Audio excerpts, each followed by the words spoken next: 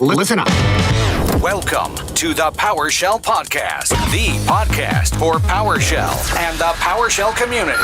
And now, here's your host, Andrew Plaw. Welcome to the podcast, Chris, Thomas. Earlier, you were talking to me about, you've been enjoying the series recently, and this year in particular, man, something's different in the air. No joke. The number of people who are getting into PowerShell and taking that step that have been reaching out is 5 to 10-fold what I would have experienced last year. In terms of are they reaching out to you, or are you reaching out to them? They're reaching out because they've heard Tara's story. They've heard Pablo's story where there's these beginners putting themselves out there, kind of getting celebrated, having some wins. And they've been, I don't know, it's just enough encouragement to get them out, I guess, or it's just a good time in the world. I'm not sure, but I'm seriously excited to see what that's got to feel good. Year. Oh yeah. It's just cool for them because I've always known that's the hardest thing, that first step of reaching out, of saying something, of putting yourself out there in some way, even if it's just asking a question in a forum kind of thing. Yeah. That's the real challenge. It's not once you get started, oh, this particular subject is too hard, or the getting started part is the absolute biggest challenge, I think, for everybody. And when you have others around you doing it, you feel a little bit more emboldened and empowered to do it yourself, potentially, if you can work up that courage to do that. Yeah. Yeah. That's one of the things that started it for me. Was I one of the first conferences I ever went to, I sat through a session called essentially titled Market Yourself, put on by two tech directors in Michigan, K-12 tech directors, Chris Young and Kevin Galbraith. And it was all about how we spend so much time celebrating our wins and the different things that we implemented for the school year and whatnot, but you never spend time on yourself and marketing yourself and building up who you are to the point where moving from a help desk to a tech to an engineer to a director and whatnot. And if you don't spend the time to do that, you might get burnt out, or you might just never go anywhere. Yep. No, that's very, very accurate. I think early on in my career, I was just so excited to get in the door and oh my gosh, I actually started it. That for a while, I didn't have that okay, I want to end up there one day. How do I actually make it happen?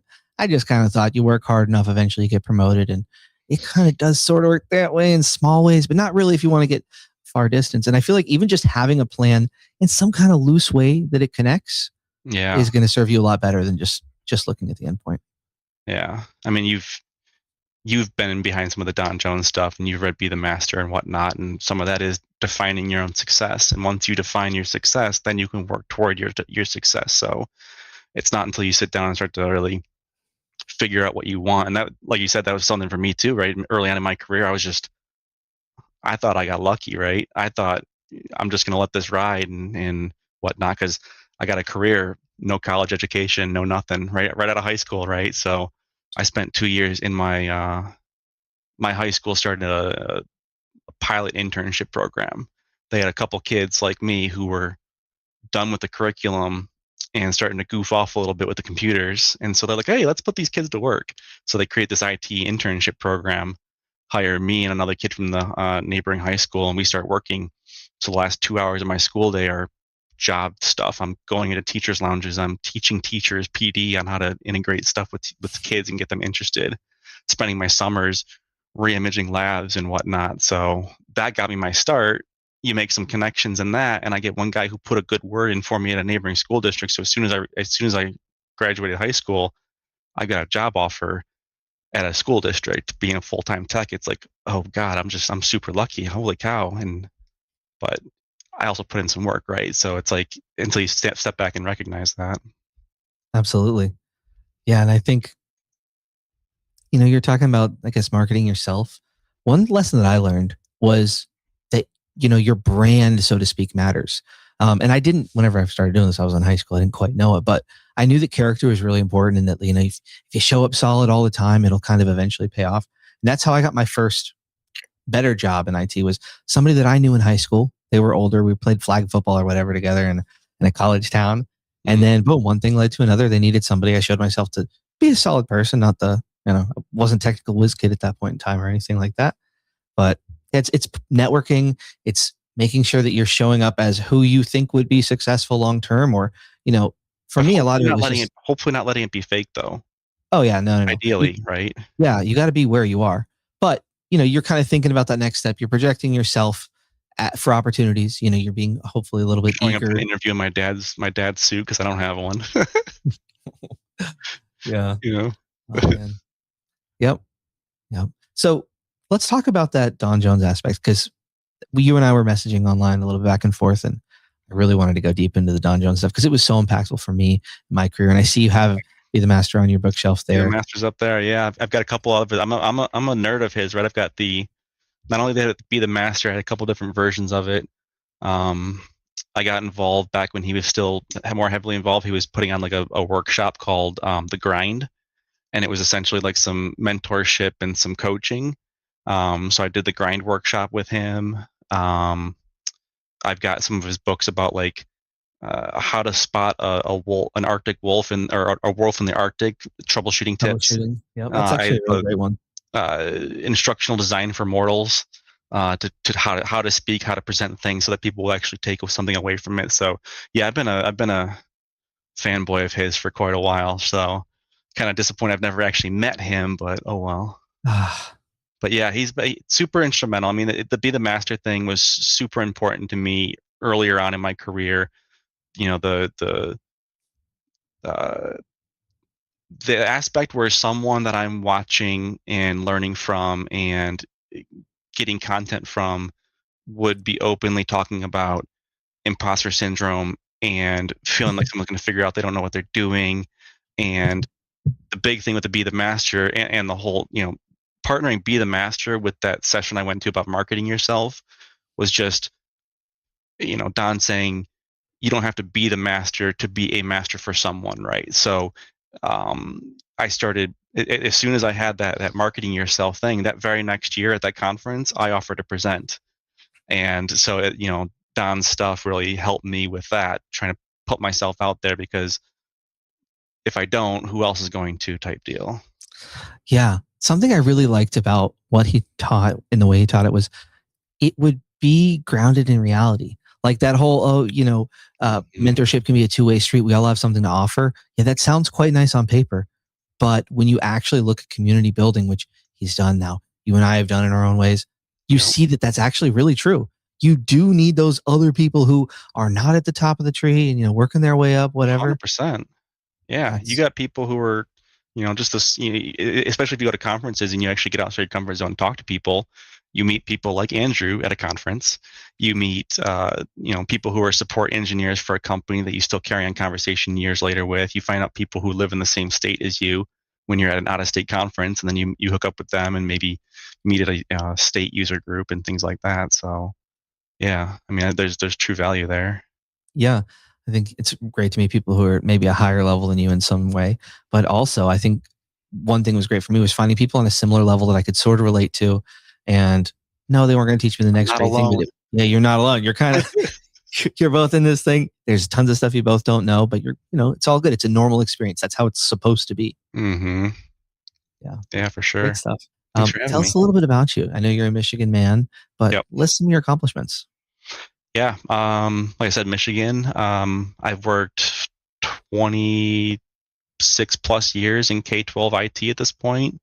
Like I mentioned, I was an intern in my high school years, and then right from there, I went and worked for a school district and spent 15 years working there. Spent like 7 of that as a technician, and then they created a new position for like essentially a sysadmin, moved me into that. Spent another couple of years there, and now I transferred and I work for, instead of just a local school district, now I work for what we have in Michigan is called intermediate school districts, ISDs, or RESAs, Regional Educational Servicing Agencies. Those ISDs and those RESAs typically are at the county level. And so what an ISD or RESA really supports the local school districts mostly for special education needs, where you can't hire someone special ed in your school, so we'll contract with you. But our district and others around the state will contract out business services, IT services, facility services, and that sort of thing. So right now, I got hired initially as a desktop engineer. I've been working there about 10 years now. I spent like 8.5 years as an engineer for them. And then they just recently, we were able to work through a reclassification with the union. So now I'm a fancy title of a Endpoint Cloud Systems Architect. So that's fancy, right? Whoa there. Yeah. Nice. Congrats on that. So, but yeah, so I went from working, uh, the school district I was at was just one school district, right? It was, two and a half high schools, 2 middle schools, 6 elementaries. We had a working farm, nature center, that sort of thing. So I managed all the architecture for stuff for that, or the endpoint stuff for that. When I moved to the ISD level, we now at this point have contracts with, we are the ISD. We got contract with Arisa, and then four other districts, and then like a partial contract with another one. So I'm supporting 6 school districts, 6 domains, 6 Google environments, 6 Entra environments. It's fun. So I guess if people are not familiar, could they maybe think of it sort of in their mind as a similar function as an MSP of sorts, where you sort of have we're essentially an MSP. Yeah, at the ISD level, we're essentially an MSP. For some of our school districts, we are the whole IT department, from technician to help desk to IT director. But one of our contracts, they have their own tech director, their own help desk, their own desktop guy. They get like 140 hours from me a year to help him, and then they contract all network services from us. Another district, only network services. So it just depends on how you construct that contract. But yeah, essentially an MSP for schools. And what I would suggest too is that if folks are getting laid off from any of these big companies as AI starts rolling out, consider working for K-12 education. We don't make the ton of money, but there are good holidays, there's good perks, and you're helping build up future generations, right? And the people that are teaching those future generations. So there's something to that. Absolutely, there is. I mean, that's you gotta feel good with the impact you're having. Definitely in a job like that. Yeah, that's pretty nice. Yeah. So yeah, I do that. I mean, I've been working in school, like I said, for so long. I'm involved with a user group within our state called MAIDS, the Michigan Association of Educational Data Systems. That's been going for 60 plus years now, this user group, and it's essentially a conference for K-12 nerds. It's tech directors, engineers, architects, network guys, help desk people, and we meet every fall for a couple days. And I've been sitting on the board for the last few years, and that's been really nice to get back in that way. I've been presenting since like 2014 for them. And then on the side, when I have time, I feel bad. I actually need to renew the meetup group for this, but I'm the one who runs MySCUG, or the Michigan System Center user group, System Center and Intune. I was bad leader. So 2025, we didn't have any meetings. So Jordan Benzing and I have been talking about it, and we're going to try and get a meeting kicked off for 2026 here. Hopefully at U of M. So if anyone watching this is at U of M, reach out to me. We would love to be hosted by you. But yeah, we'll figure something out. So 2026, I'm going to get that user group going again. Awesome. Yeah, you're involved, you could say. A little bit. And speaking for quite a while, which is pretty interesting. Because, there's this whole global community, and then there's also, in your instance, a more statewide community. And It seems like you're really heavily involved and invested in that, which is really cool. It's always great to see people. For my people. Exactly. And I think we all have an opportunity like that. Not saying it's all statewide, but maybe within our teams, within our company, there's always some kind of community that you can connect with, and efforts that you can connect, like to your communities that you're in, they benefit you the most. So it's always good to look for those opportunities when you can. Very Especially rewarding. When you talk PowerShell, right? Like if you're not talking within a community, if you're talking within the company, and I've never worked for a large company, right? I've only ever worked in K-12 education, but at least here, because I knew PowerShell, I was able to work with the SQL database guys and help them out with some work. I don't know much about SharePoint, but I can help them with PowerShell with SharePoint. As I do FOIA, or Freedom of Information Act, and litigation that comes through when we're having to search some of these files, PowerShell comes in handy there. So it's like, once you know the core fundamentals of PowerShell itself, you can extrapolate that out into so many different domains. Yeah, and that's a blessing in a lot of ways in terms of impacting work. But I think in terms of the perspective it gives you, being able to see the same kind of patterns applied to a whole bunch of different technology in different places. Mm-hmm. Especially if you can wrap your head around the core features of PowerShell, right? Once you get over the scariness of it, and they're objects full of stuff, and you're just querying that stuff and adding stuff to it and pulling the stuff out, it's all whatever. I don't care what I'm working with. What do you consider those basics to be? Like, what's your kind of level of like, you're at a good solid level here? Yeah, I joke about this. I'm not showing my age here. I don't know if you've ever done this, but do you remember working with compiled HTML files? Nope. Like, let's say you go CHTML is what it's called? to CHM. Okay. So, like, let's say you were going in some old application and you went to like the F1 key or the thing, and you went to the help, and it opened up that help window with the expanding trees that could open up with all the documentation on it. Oh, yeah. I was the nerd who read things, right? And all those things are just compile HTML that was your help file. So Okay. in my mind, the mnemonic I have is CHM, get command, get help, get member, get module. You learn those 3 commands, you can do whatever the hell you want. You don't even need the internet. Assuming you've Very done true. update help and you've pulled down all the help files to the local machine, right? But yeah, those are my core fundamentals. Is the knowing how to run get command so that you can understand what you're interacting with, what modules and commands are currently loaded in the session that you're working with, whether it be a local session or some interactive session, and then get help so that you can learn more about whatever you're trying to work with, dig into those different parameters and what values they take and what can pass through the pipeline, and then get member so that you know what properties and functions you're working with, and then get module so that you can ideally see what's currently loaded for you. Once you can get through those, I think the next biggest thing for a lot of people to get over is the whole object orientation, especially if they're coming from a Linux background, when they're working all text-based parsing. Once you can wrap your head that it's just an object that has a bunch of functions about things you can do to this thing and properties about things you know about this thing, you're working with that, and you can always just shove in more functions, you can shove in more properties, and then take that whole object and pass it out and do all kinds of cool things with it. And it feels fun to do it once you're able to do it. Yeah. It feels great. Great part of your brain it taps into. Yeah. And I mentioned not knowing things about stuff, but like when we were going into COVID, right, we needed to quickly roll out our Cisco soft phones. And I'm not the phone guy, I'm not the network guy, but there's an API to work with it. And so rather than passing this to help desk and having them go into multiple clicks, allowing for human error, I figured out the API, feed me a CSV of all the changes and attributes you want, and I just passed it all through to the Cisco API, and boom, done. Bob's your uncle. Boom.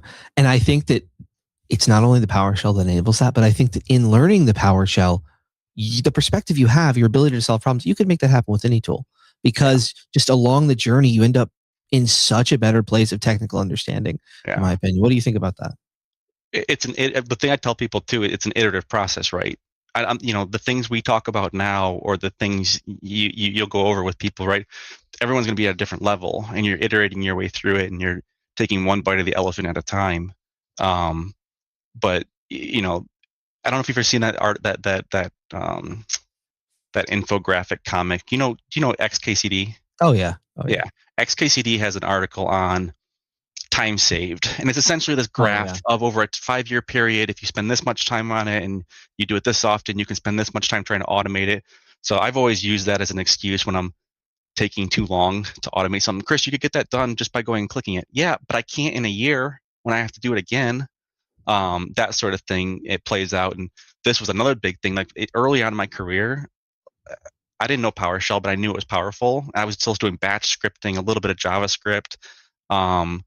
We had a project at one of my school districts, and this was before Apple was actually working with you to do things. It used to be when you would buy a bunch of iPads, we bought like $1.2 million worth of iPads because we were going one-to-one with all the kids on iPads. And you need to create an Apple ID for every one of those iPads. Oh, no. Going through the motions of that manually is rough. And again, room for human error. So I ended up finding some blogs online, cobbling some things together in PowerShell. This is what I'm pretty proud of, is compile all this stuff together, or cobbled it together, I mean to say. And essentially I would throw an alias on a mailbox through Exchange Web Services for our on-prem Exchange. And then I would hit up the Exchange Web Services to get into the mailbox to look for the recent email that contains a URL that had Apple in it. I would click that URL, and then I was using WASP, which would drive keyboard and mouse commands. It would use WASP to open up an IE instance. It would tab through all the fields so that I could fill in the username, password, and click OK, and then validate the account. And I let that run over a weekend, and it validated like 1,000, 2,000 iPads for me when that would have taken so much longer for one of our staff to just sit down and do that.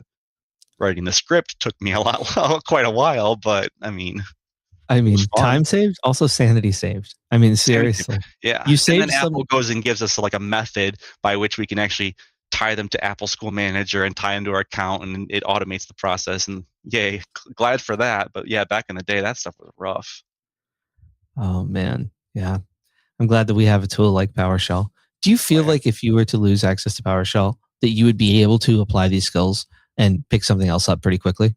Insofar as what, like adapting to Perl or something? Could be adapting to a WYSIWYG, or what you see is what you get, Power Automate kind of thing. Do you think you could take a lot of the... I mean, yeah, given that you have the mindset of how you construct things and what your end goal was and how you work to automate to get to that end goal, I could see you shifting to something else, but I don't want to. All right. I know it's too much fun to write. Yeah. I mean, I like it, even if I struggle through it at times. I think it's worth knowing.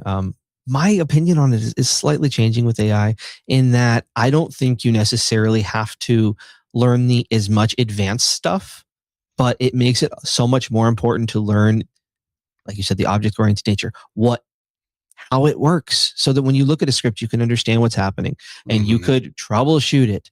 You could be confident in what it's doing. You have to get to that competency level, or else it's danger, danger, danger. I tried to run the script and there's red. Did you read the red? If you read the red, you probably can figure out why it's showing you red. Yep. Hopefully. But if you have a huge generated AI script that's, it can be even more cumbersome. But maybe, I don't know. Yeah, I can fix itself. Well, we'll see. I still think there's just, you mentioned the graph from XKCD. I think it was 1205 for that XKCD, link in the show notes. Yeah, time spent. But even if the time doesn't spend, to go back to the Don Jones be the master thing, it's our career. This is an opportunity to learn a skill that might open up doors for us or for our company and for productivity in the future. If you can make it happen, obviously we want to do our jobs well, but in my opinion, it's absolutely doing your job well to invest in having those skills, because your organization doesn't even know what it's missing if they don't have that. Yeah. I mean, one of the guys on my team in the past, he was struggling because he kept getting tickets escalated to him from the help desk because the print queue would get clogged because of whatever reason. So he had to log into the print server, stop the print spooler, clear the queue, empty the files out, restart the spooler, and away they go. So he ended up writing a PowerShell script that would do that, and then converting it to an exe so that he could give it to the help desk, and they would just click this exe, grab the school district from the dropdown. It would pause the spooler, clear all jobs that were held, and start the spooler up. And help desk didn't know what they were doing when they clicked that button, but he wrote it for them, right? And similar is being done right now as we go through our Windows 11 upgrades and the in-place upgrades to 25H2. One of the guys was having to reinstall clients that had gone wonky because they've been off network so long and the VPN wasn't working properly. Once you're working with 6 different school districts and VPNs and all this different stuff and different distribution points, it starts to become a problem. So he's writing a script right now and converting it to an exe to uninstall the client, remove the local GPO cache that might be corrupt, and trying to turn that into an executable so we can turn it over to our interns and our help desk, and then he won't have to see those escalations anymore. That's cool. That is very cool. Yeah. It makes the world around you better. That's for sure. What is exciting to you about PowerShell in the past year? What is kind of the newest thing that's been kind of cool for you? Could be a feature, module, something. Yeah, just maybe it's piqued your interest a little bit. I wouldn't say exciting, but like an adventure to a degree. I've been trying to give up the ISE and moving over to VS Code. The VS Code Pats made it nice, jokingly. But not, I had spent so long. I don't know if you've ever heard of ISE steroids. I had a license for it. Yeah, I had a not for resale license, and man, ISE steroids was great, right? Because I don't have to learn Git; it does versioning for me. I don't have to. I can be lazy when I write my code because it'll refactor it for me. There was just so many cool features about ISE steroids. It was hard for me to give it up. So, but I'm trying. Now that I see the writing on the wall so much, I've been trying to give that up. I've been trying to live inside of VS Code. I'm trying to learn some Git so I can feel more comfortable with versioning. So I'm not just creating V2, V3, V4 myself. So that's kind of been my adventure recently, anyway. Nice. You know, Those are some fun things to get into, but I think Git is an interesting one. Git is its own kind of little beast. yeah, But I think it's have that developer mindset totally. I see in some of the sessions from like PowerShell Summit or whatnot, and someone says that if you wrote a script, you're a developer. Yay! It's like I just don't feel it though. When I talk to some of these actual developer people, they have a whole different mindset. Just like network people, right? They're a different breed. I mean, I think it's really cool though, because you've had a ton of success with PowerShell. You've helped a ton of other people have success with PowerShell. And there's still aspects that in a perfect world, if we were trying to make everybody happy, you would have to have.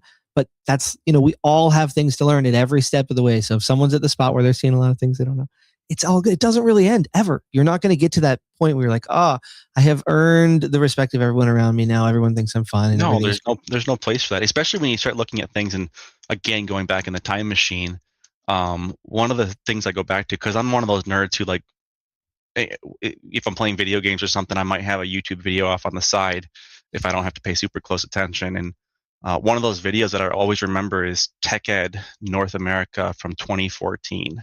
That's going back a ways, right? 12 years now at this point. But Don Jones and Jeffrey Snover were up on stage at Tech Ed North America, and they essentially said something along the lines of, Don said, like, if you're not willing to play with PowerShell, you're not going to be successful. And then Snover backed it up by saying, he's some distinguished engineer and the creator of PowerShell, and he still struggles with it at times. And it's like, if I can watch the godfather of PowerShell and the creator of PowerShell talk about how it's not always easy and you can't always know everything, I'm like, okay, I can be easier on myself, stop beating myself up. Yeah, man, that was so novel at the time. Talking about imposter syndrome, man, it blew my mind at that point. I try and still talk about it on the podcast, but I think a lot more generally people in the population know about it. Maybe that's just my perspective. Maybe I'm wrong. But man, at the time, that was like the first time I was ever hearing this stuff. And that touches you to your core. You're like, wow, I thought I was the only one, but it's a thing. And it's not just them, right? I mean, when I look back at the day, I don't know if you know Donna Sarker. Mm-hmm. Donna Sarker at Microsoft. She was giving talks on imposter syndrome, and she's got some little book or something on it, or blog post on it. And then Scott Hanselman was he was going to go do a South by Southwest session on imposter syndrome, but then something happened with that, and just all kinds of people. Once you start seeing it, right? Once you see that thing, you see it everywhere. Mm-hmm. Once I knew the name of imposter syndrome, once I could name that feeling that was inside of me because I heard it from these other people that I looked up to, it was like, oh, okay, I can start to combat this now, because once I can name it, now I can shame it. Absolutely. So, oh man, I could talk about that imposter syndrome one forever. It's just so interesting to see. It's important, and that has become one of the reasons why I've been leaning into, to a degree, like mental health and being vulnerable and being open with people. And I've put on a couple different mental health sessions at the MAIDS conference in the fall, and for me, it's been really good because it's kind of cathartic to get that out there, because there are some people who do look up to me within the community. And then I'm like, I'm just a dude, and I'm screwing up all the time too, figuring out as I go. But what's been nice is some of those conversations I have after the session, hallway conversations, conversation at the bar, conversation at the dinner table, and them opening up and sharing that they're going through a divorce, or they've got, all these struggles at work because this director or this superintendent isn't nice to them, or their budget's super hard and they're losing sleep, and like all these things. And we start to become just more human. So I've been trying to talk to people about, potentially medication if you need it. Therapy is helpful if you need it. Just opening up and being vulnerable in front of other people. And I guess you got to be a little shielded, right? Because some people could use that as ammunition against you. But I want to strongly believe within my core that if you're within a decent environment, a decent company, within a decent crowd of people, if you show some vulnerability to them, they're not going to give you a hard time, right? They're going to help build you up. They're going to pour back into you because of what you've done for them or around them. So I want to believe that. So that's what I'm going to manifest into the world. I've seen it a lot. But it's hard for me because there's a lot of the world I haven't seen. But I think that pattern is absolutely true. For a lot of people, if you're in the spot where you're listening to podcasts like this, the environment around you is probably conducive to it. Hopefully. In some regard. Hopefully, yeah. Yeah. And at especially at conferences, once you go to a conference, right, whether it be the MAIDS conference I've gone to, MMS MOA that I've gone to, I went to Brainstorm K20 down in Ohio, which is like a K20, so all the way to college. When you're in those spaces, it's not very often you're going to have someone say anything negative toward you. They might question something because they're trying to understand it, but generally speaking, people are going to build you up. They're going to say nice things. They're going to try and see you succeed. So it's just, I think a lot of people are too scared to put themselves out there to, oh, everyone's going to make fun of me. Everyone's going to do this for me. And no, that's in your head. And that's one thing I've been struggling to get over, right? It's in my head, and I haven't had it myself where people have been negative or mean to me. So I want to encourage more people to put themselves out there. One, so I can step back and stop presenting too. I definitely see that. And I genuinely think it might be the hardest challenge for people. I've just been trying so hard. How do I help people? How do I get them to actually start? It's just that. It's just putting yourself out there. Once you get started, it's like awesome. There's a lot of people who they got started in some regard. Like I either, had them on their podcast. That was their first thing. And then once you get started, it just goes. You do your first blog post. If you're connected to a community, they celebrate it. It goes well. You keep going, blah, blah, blah. You ask a question, you start making friends, you realize all those things, this whole narrative in your head that doesn't really exist, didn't need to be there. And it frees up your mind for learning PowerShell. It's a pretty good combo. I'm trying to think of a couple different people. When I think about MyScug in particular, right? We've had a number of people be first-time presenters at MyScug and then go on to present at MMS MOA. I think about some people, I don't know if you know some of them, Mike Maribel from Michigan Medicine. Dude, no offense, Mike, if you're watching this, but dude was shaking with the microphone in his hand when he was presenting to us. He was literally shaking but he was presenting awesome information for us about what they're doing at U of M Michigan Medicine. And, then he goes on to present other places. And then there's like Donna Ryan, who made WimWitch back in the day. She essentially took what OSD Cloud or OSD, whatchamacallit, was doing, and she kind of forked it off to just focus on patching the WIMs, and first time presenter at MyScug, and then again going on to MMS MOA. Me too, right? MyScug, MMS MOA, and different things like that. So it's like, once you can start to put yourself out there, you can start to get to other places because people will recognize you, and or you can list that as a previous accomplishment. Everybody who you see doing cool had to take their first step. So if you want to be that person doing cool, you got to get started for sure. And even if you're scared and shaking. Absolutely. Even better. It makes it more memorable. Genuinely, it actually makes it more rewarding on the other side. Not that always feels good in the moment, but it's good to know that the challenges you go through, that you push through and survive, it kind of builds some character. You get something taken away with it that makes it a little bit worth it when it's all said and done. Yeah. Oh, dude, I just love that stuff so much. It's so cool that it builds me up. That's one of the things that me and my old boss is now my boss's boss at this point, but that's one thing that we used to talk about, because we would say, if I'm going to go away to this conference or be away from work for a period of time to go present somewhere, whether I'm presenting or just attending, it was always about like, what are you bringing back to the school district for us, right? What's the intent? If we're going to pay for you to go here, what are you bringing back? And to a degree, there are those tangibles of, well, I'm going to go to this session, I can bring back these features and whatnot. And there's also the tangible intangibles about making network connections with people, and I could potentially learn from them or reach out to them in the future. But there's one more that he's mentioned a couple times to me, is that he sees how much more reinvigorated I am after a conference. So it's like I spend all this time pouring from my cup into others, into projects and things, that going to this conference refills my cup. So when I get back, I've got more stuff to pour out of my cup. So that right there, and unless you can have a supervisor that recognizes that, it's hard to quantify that. But that's the thing too. Like, it's that the conferences really do reinvigorate me. It's like, wow, that was cool. I want to try this, or all that sort of stuff. Absolutely. I think it's cool too with the conference. Some of these are going to be short-term relationships, and that is freeing in a certain way. These aren't people, your coworkers necessarily, you're going to see every single day. So if you are struggling to kind of get out of your shell, they're not going to remember the embarrassing moments if it doesn't go well, but nobody cares, to be honest anyways.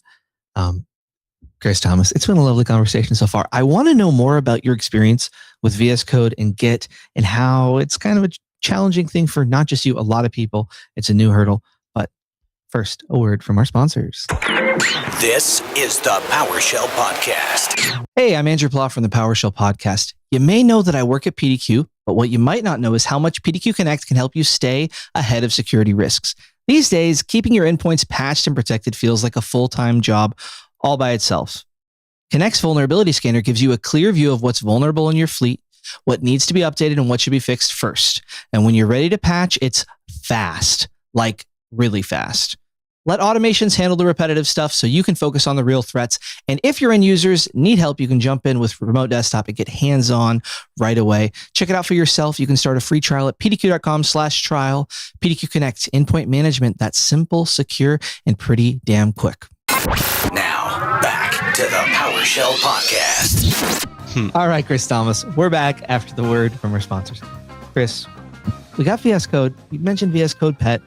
For those who aren't familiar with VS Code, because actually there's some people who don't know what it is. It is a editor for code, kind of like, you write text into Microsoft Word. It's like that for code, kind of like the ISE with a couple extra features on top, and it can be used for any language and a whole bunch of cool stuff. It's pretty powerful, but it's also challenging. It is a new skill to learn, and I feel like it's hard. I think there's people who are trying to learn PowerShell for the first time, and then instantly we tell them, but you have to do it all in VS Code.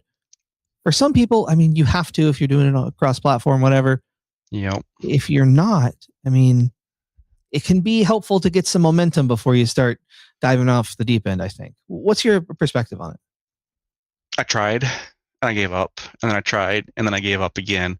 It was like a commitment in 26 that I wanted to actually do it. So I started looking around for some guides from folks who were doing it, and strangely enough, your company's blog from Brock is the guide that I started following. Yeah, there we go. Plug there.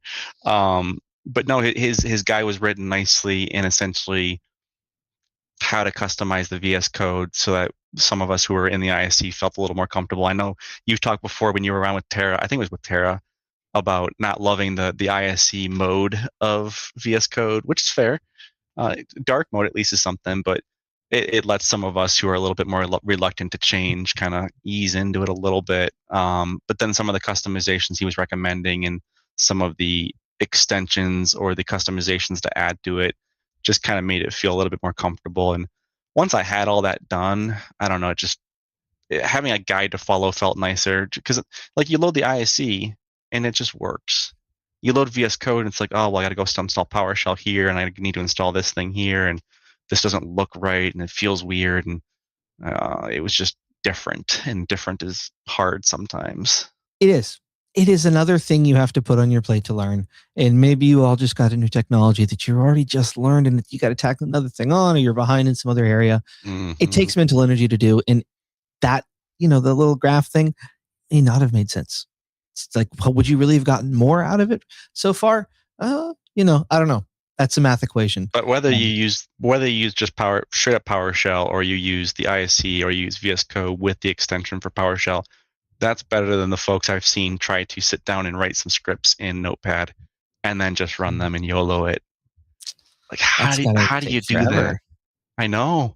And they're wondering why things don't work, and they got the wrong syntax, and it's like, there's tab completion for a reason, guys. Like, come on. Yeah. Script Analyzer is your friend. Okay. Yeah, definitely don't recommend that approach. But ultimately, if you're using PowerShell, that's a solid approach. How have you been using it this year, though? Like, how's it going? Off and on. Not a ton. It's going well. Whenever I need it, it meets my needs.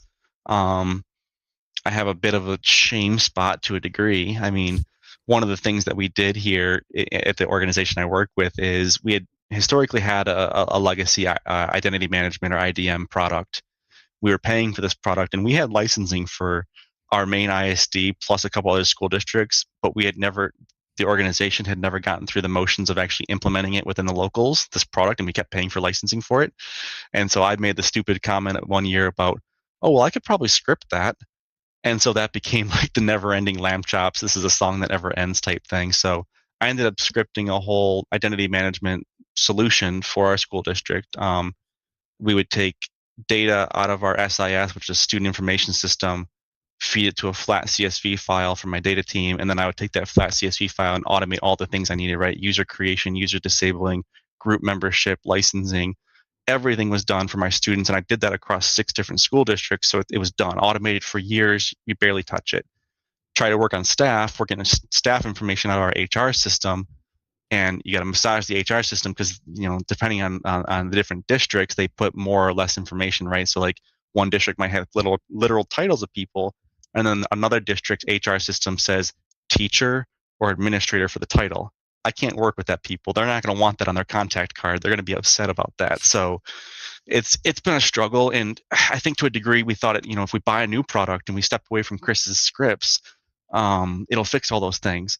Newsflash, like you still need good data, garbage in, garbage out, right? So if you don't have good, clean data to pass in, whether it be my scripts or a solution, it's not going to be a thing. So anyway, we've been working on migrating off of my identity management scripts and onto this new platform we're using.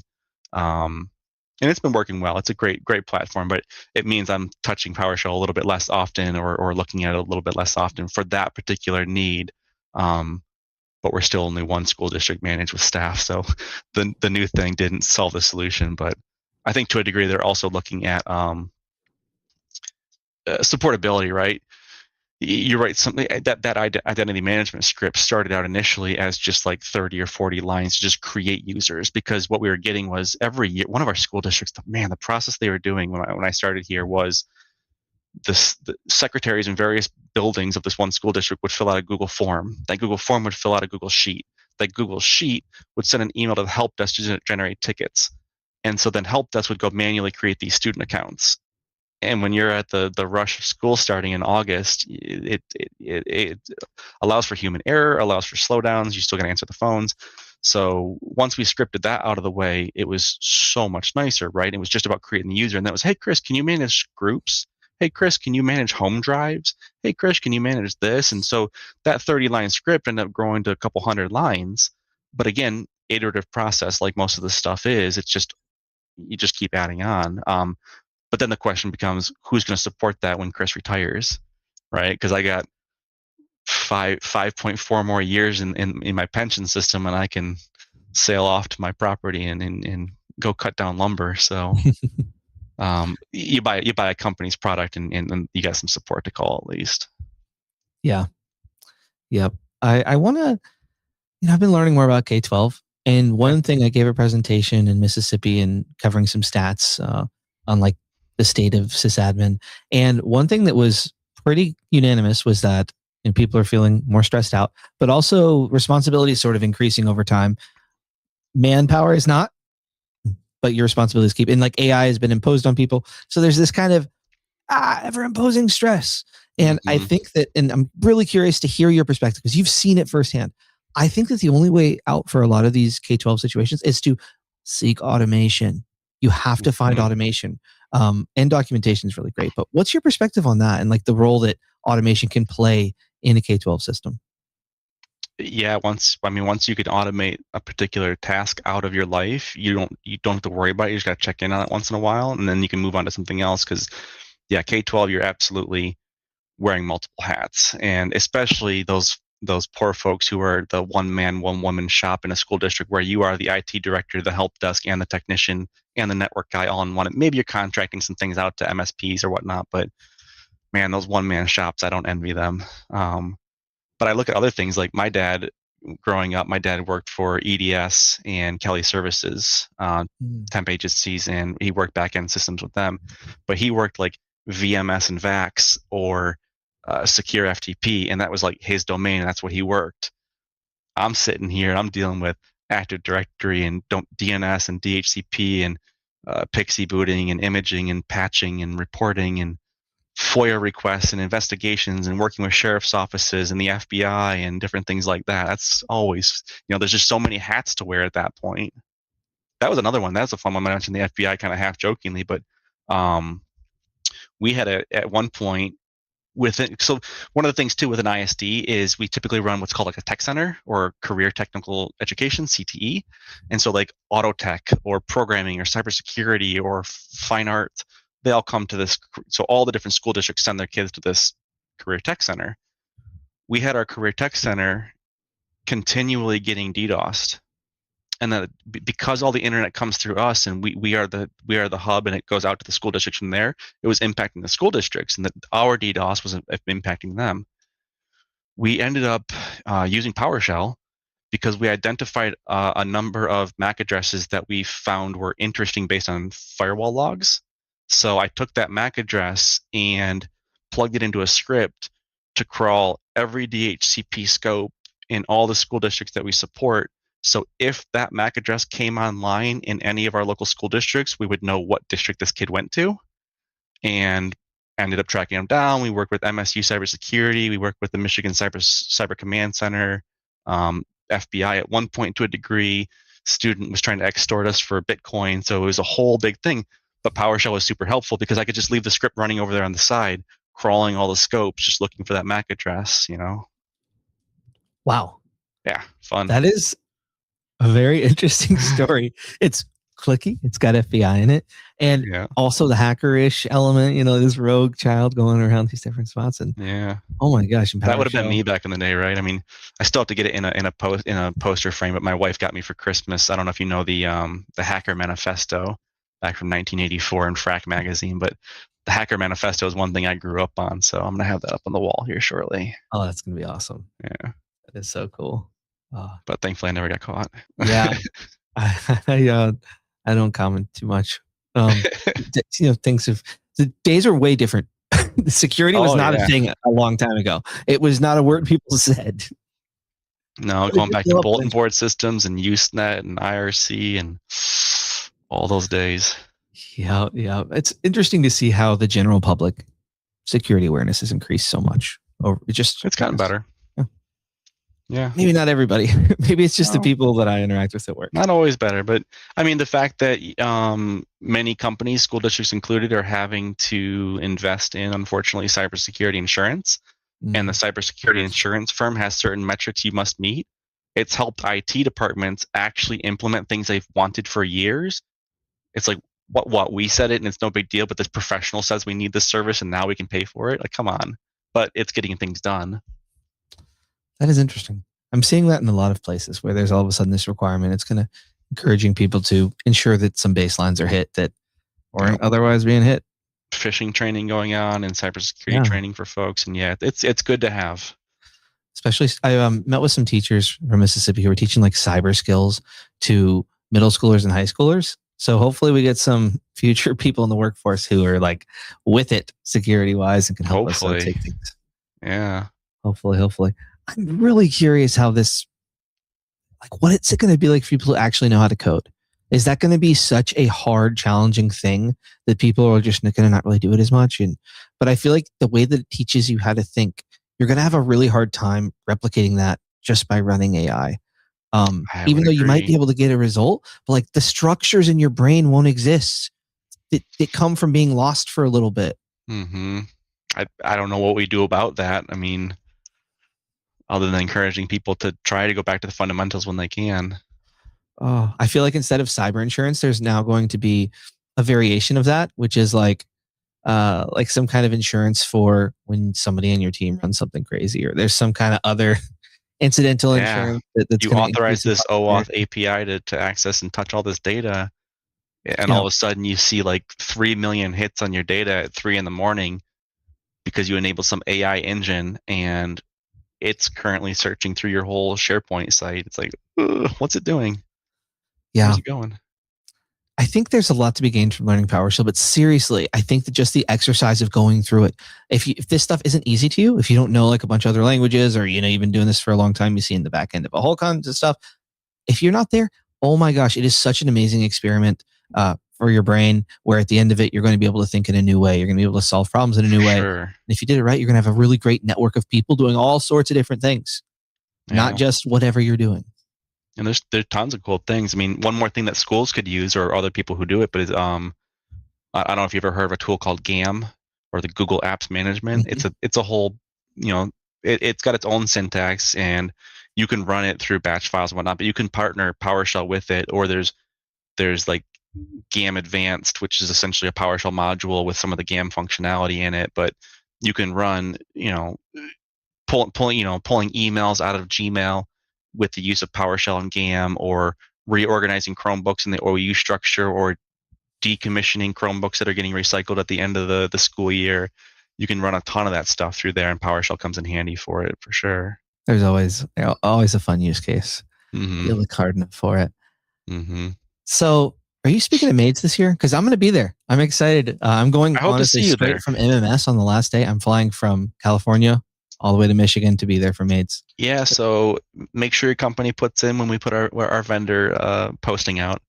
Full disclosure, I'm a board member, so I'll do what I can. But not myself. Yeah, right. But no, I mean, like I mentioned to you on the side, we have within the state of Michigan a listserv for the whole state, and there have been folks on the listserv who have talked about PDQ and using PDQ and other products as well.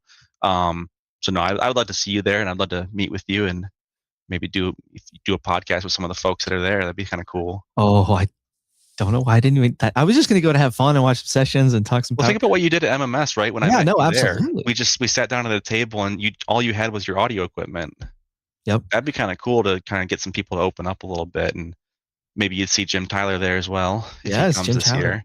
But no, my intention will be to present. Yeah, one of the things that's been talked about is with the feedback we had last year was there was a fair amount of people who wanted me to bring back the mental health session again.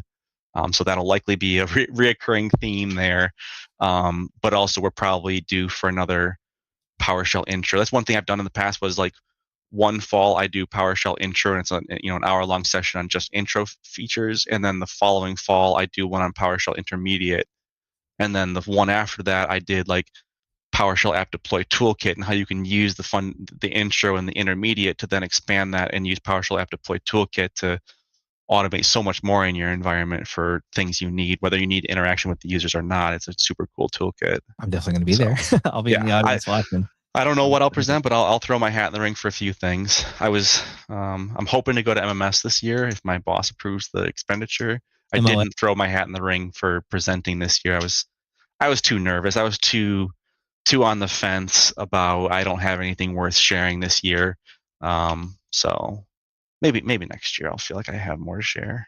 Are you trying to go to MS MOA or Midway? I would prefer to go to MOA if I can. Yeah. Yeah, you'd be in the same spot as me as having to go. Yeah, I'd much rather go to that one in particular, but it was a great opportunity when I went there. I mean, being able to co-present with Jorgen Nielsen on open source products, someone I've looked up to for years, and co-present with Dan Cunningham, the guy who created PowerShell App Deploy Toolkit, and then I got to meet oh man, I'm gonna draw a blank right now. Alaska Airlines. Drawing a blank, sorry dude. But no, I mean it was a great experience to be able to present there, and then someone I was scared of initially, Brian Mason.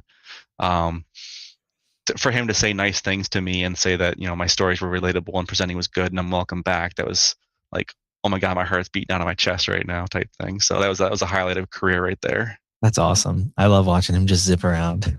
Yeah, I went there one year because I work for public education, so we can't accept gifts over a certain dollar amount because it could be seen bad by the board and state policy and whatnot. But I ended up one of the years, I think it was 2017. I won the quiz bowl, the quiz night thing, and so I went up in the front, and then we did rock paper scissors with someone else who won, and I won the rock paper scissors. So I got to pick between this Surface Pro laptop thing or some Bose headphones, and I'm like, headphones, because I thought they'd be somewhat cheaper, and they're $250 headphones, and I'm like, I'm so naive. So afterwards, I'm calling my boss. I'm like, I won these things. What do I do? He's like, you won what? I'm like, I won these headphones. No, you didn't. Yeah, I did. I can't not say that I did. So we ended up finding out that as long as I fill out a donation form, so technically MMS MOA donates it to the school, it becomes a thing. So then I had to find a printer from the desk and I print this thing off, and Brian, can you fill out this donation form? He's looking at me all weird, like, what do you mean? Because he probably hasn't had to deal with that with anyone winning prizes like this. And no, it was that was my first interaction with them. And then he goes and invites me to sit down with him and some other people for dinner that night. And yeah, there are ways you can get connected to people in just weird, interesting ways. Just got to put yourself out there. Some of it's luck, but you can't get lucky if you're not even doing anything. The more you put out there, the less lucky it really is. Yeah. And then a couple years later, I'm actually presenting at this place that I was super nervous to be at. That's awesome, man. Yeah. That is exciting. And I think that's where we met. What year was that? Was that 24? That would have been 24, I think. Yeah, that was I was up there with on my 24th or 24th anniversary. So I was missing my anniversary with my wife. And so when I was up there presenting at one point, I took a selfie with the crowd so they could say, happy anniversary to my wife and stuff. And the next year, I can't go. I gotta stay home. This is a big one. But that's why I'm hoping to go this year.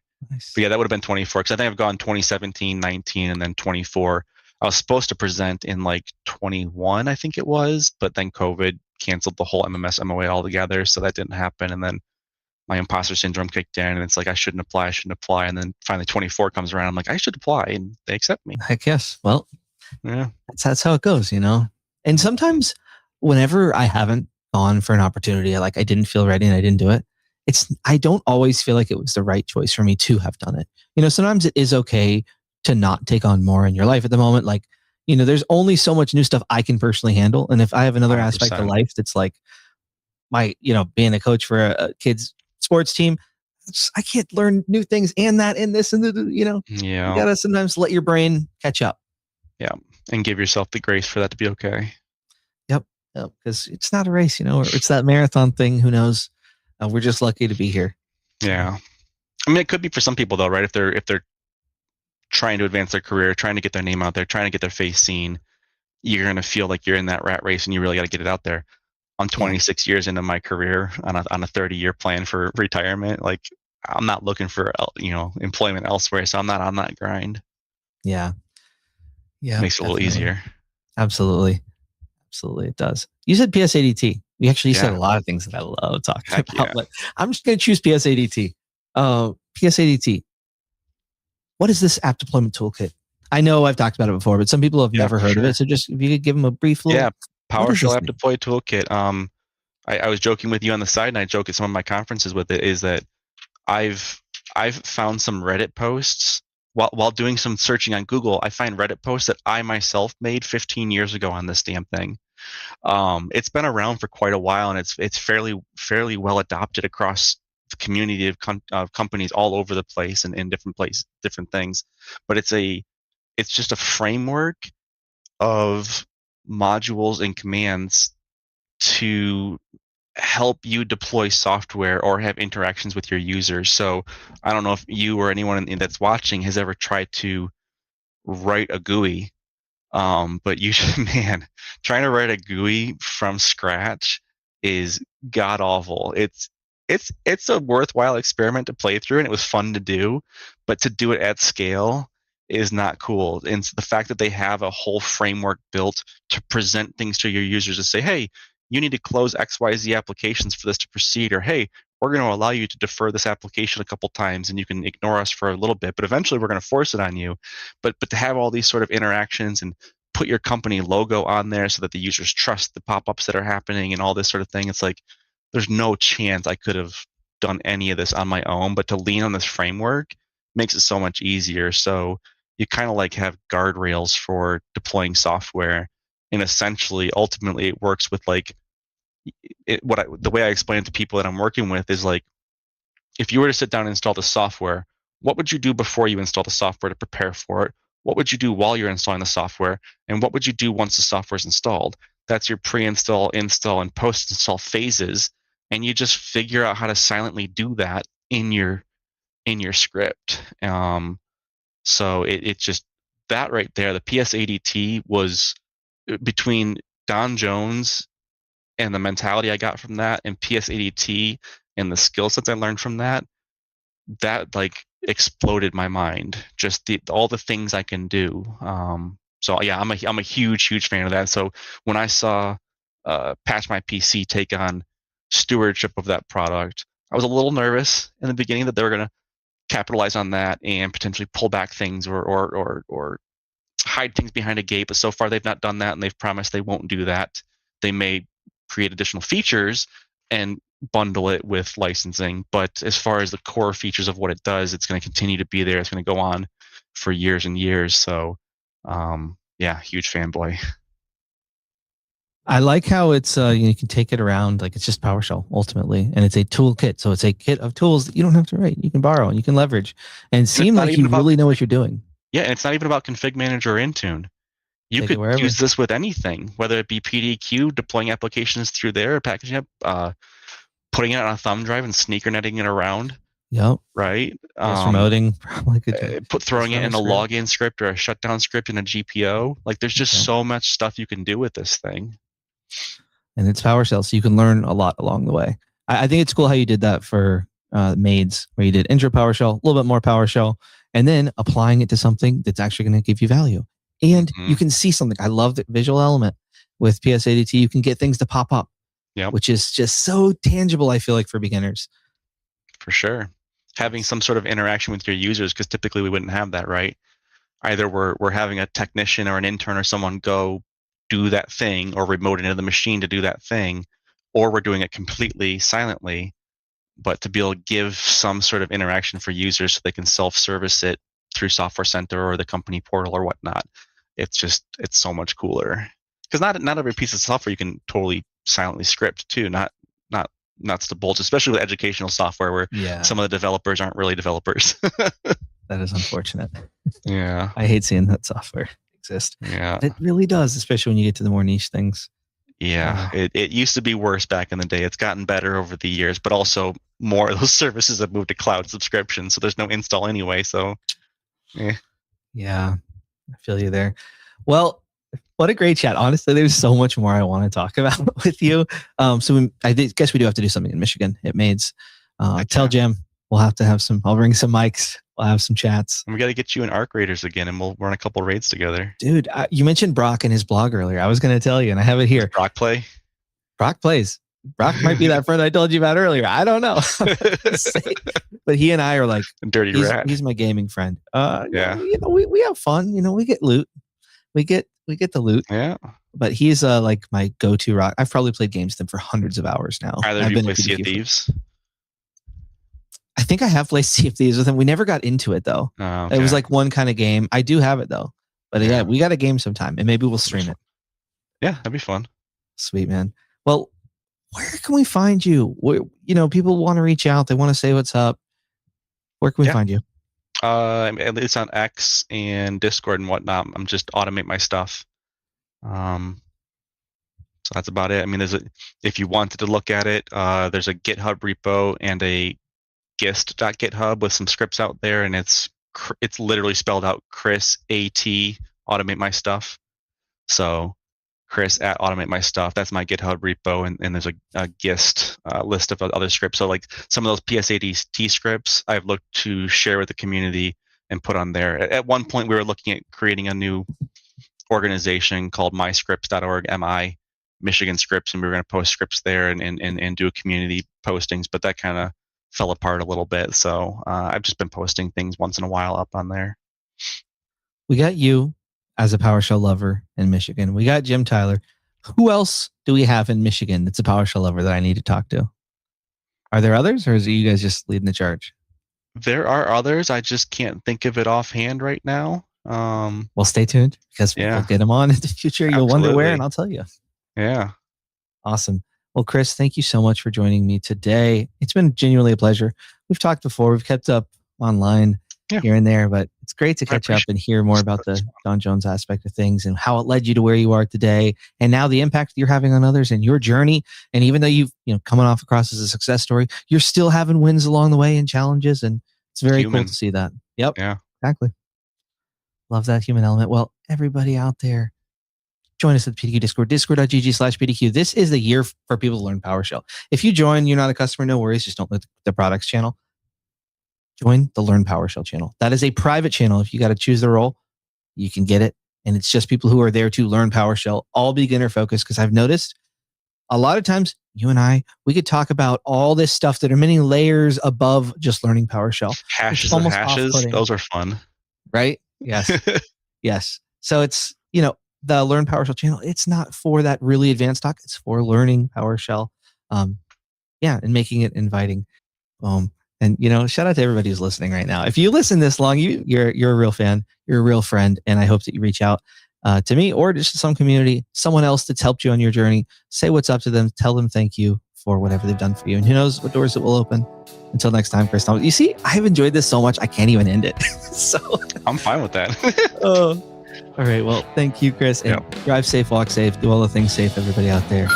Thanks for listening to the PowerShell Podcast. The PowerShell Podcast is a PDQ production, making device management simple, secure, and pretty damn quick.